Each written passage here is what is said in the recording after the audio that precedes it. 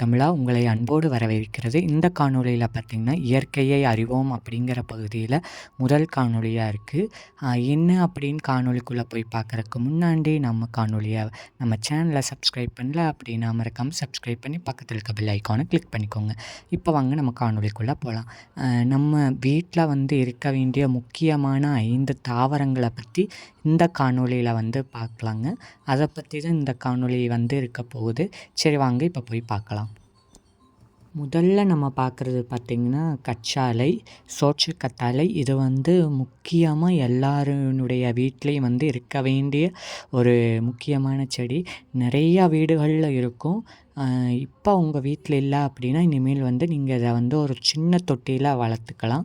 இது பார்த்திங்கன்னா நமக்கு நல்ல காற்று நமக்கு தருது. அது மட்டும் இல்லாமல் இந்த கற்றாழை மூலயமா நம்ம வந்து கற்றாழை சாறு எடுத்துக்கலாம். கற்றாழை சாறு எடுக்கும் பொழுது பார்த்திங்கன்னா 7 தண்ணியில் வந்து கழுவி அதை வந்து சாறா ஆக்கி குடிக்கலாம். அப்புறம் கத்தாழை பார்த்திங்கன்னா 7 தண்ணியில் கழுவி நம்ம வந்து எடுத்துக்கலாம். கற்றாழை ஒரு மிக மிக முக்கியமான ஒரு தாவரம். நம்ம வீட்டில் வந்து இருக்க வேண்டிய ஒரு தாவரமாக வந்து இருக்குது.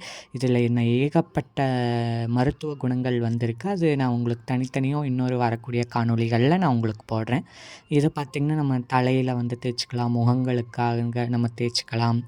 சின்ன தொட்டியில் வச்சிங்கன்னா போதும். மண் போட்டு எங்காவது உங்கள் சொந்தக்காரங்க வீட்டுக்கு தெரிஞ்சவங்க வீட்டுக்கு போகிறீங்க அப்படின்னா அங்கேருந்து ஒரு சின்ன இதை எடுத்துகிட்டு வந்து இதை வச்சுக்கலாங்க.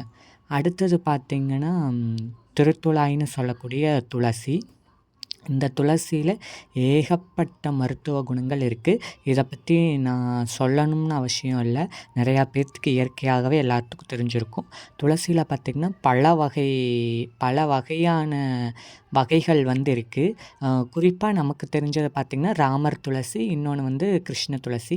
இது பார்த்திங்கன்னா கிருஷ்ண துளசி, முன்னாடி காட்டினது பார்த்திங்கன்னா ராமர் துளசி. கிருஷ்ணர் துளசி பார்த்திங்கன்னு சொன்னால் நம்ம சாப்பிட்ற கொஞ்சம் காரத்தன்மையாக இருக்கும். ஆனால் ராமர் துளசி பார்த்திங்கன்னா எளிமையாக வந்து நம்ம சாப்பிட்லாம். ரொம்ப காரத்தன்மை அந்த அளவுக்கெல்லாம் இருக்காது. கிருஷ்ண துளசி கொஞ்சம் காரத்தன்மையாக இருக்கும். இல்லை இது வெள்ளை துளசி, அது கருந்துளசி அப்படின்னு சொல்கிறவங்களும் இருக்காங்க. இது ரொம்ப ரொம்ப முக்கியமான செடியாக வந்து வீட்டில் இருக்குது.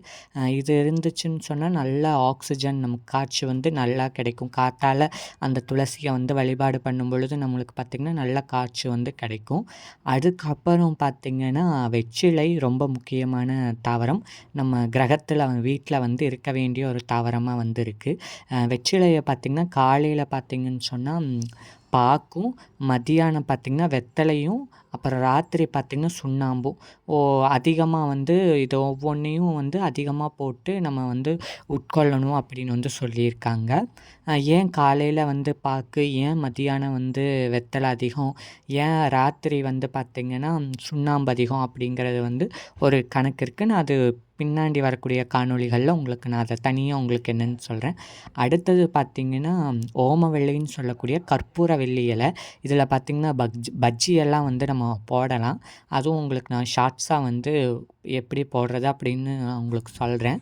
இதில் பார்த்திங்கன்னு சொன்னால் நம்ம சளி, நமக்கு ஏதாவது ஒரு சின்ன ஒரு கரகரன்னு தொண்டை இருக்குது அப்படின்னா இதை மோந்து பார்த்தாலே போதும். அதனுடைய வாசத்துக்கே நம்மளோட உடம்பில் இருக்கின்ற கெட்ட விஷயங்கள் வந்து போயிடும் அப்படின்னு வந்து சொல்கிறாங்க. இதுவும் ரொம்ப முக்கியமாக இருக்க வேண்டிய ஒரு தாவரமாக இருக்குது.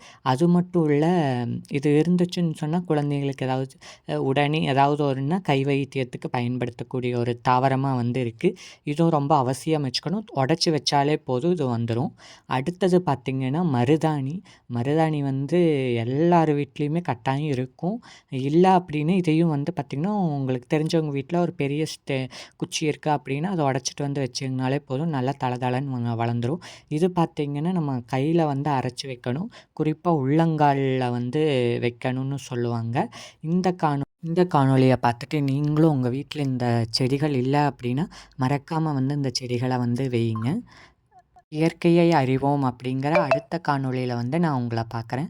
இந்த காணொளி உங்களுக்கு பிடிச்சிருந்ததுன்னா லைக் பண்ணுங்கள், கமெண்ட் பண்ணுங்கள், ஷேர் பண்ணுங்கள், சப்ஸ்கிரைப் பண்ணுங்கள். மறக்காமல் பெல் ஐக்கானை கிளிக் பண்ணுங்கள். Happy gardening. நன்றி.